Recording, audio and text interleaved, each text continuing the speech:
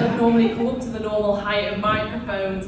Well, thanks everybody so much for coming out on a Sunday to this event. It really means a lot to all of us here to see so many people here, and I understand that we have to get some extra tables out as well because we had extra people coming along today, and that's fantastic to see. And I'd like to start also by thanking Labour's community organising team, who've been doing fantastic work. We've been all over the country. We've been all the way up to Scotland and all the way down to Cornwall and everywhere in between, and they haven't stopped. I don't think they've had a weekend off for at least 12 months, so they deserve a bit of a hug from you all.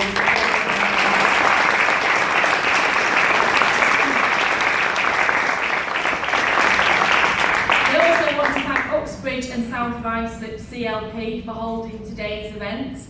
And Ali Malani, who you've already heard from, who's going to be the next MP for Uxbridge and South Islip, your fabulous parliamentary candidate. And also a big shout out to our amazing school strikers who were so inspirational at the start. And I think if we could get them into Parliament speaking to the politicians would understand what is really happening and what an impact climate change is having on the next generation. And I'm so proud that despite the fact that all we've done for the last 2 years is talk about Brexit till the cows come home, for a small period of time over the Easter holiday, we talked about nothing but climate change, and that was because of the school strikers and campaign groups that were going out and campaigning in that time. So the impact that you're having is huge, and it will get even bigger as the months go on.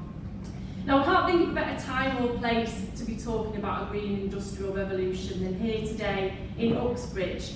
And I don't need to tell you today that our country at the moment is in the midst of a constitutional crisis. And if we let the right-wing disaster capitalists in number 10 get their way with no deal, then we could face economic catastrophe on a scale that would be unimaginable. And they know that the only way to survive the political fallout of a no deal is to divide and rule, as they always have done, to unleash the ugly forces of bigotry, xenophobia and racism, blaming our neighbours for our economic situation rather than blaming those people and organisations who've caused the financial hardship that our communities are going to face. So make no mistake, we're living in extremely dangerous times. But if we stand together in solidarity, we can push them back, because we're the many, as Jeremy always says. And we know that right-wing populism isn't the only challenge that we face at the moment. In the last week, we had news that this July was the hottest ever recorded on Earth. Greenland lost 11 billion tonnes of ice in a single day last week and is experiencing unprecedented wildfires. That's wildfires near the North Pole. So just imagine that, it's crazy to even imagine. There was a report out just yesterday from the IPCC, the world's leading climate scientists, on how climate change is devastating the land, from droughts to soil erosion to diminishing crop yields to melting permafrost in the Arctic.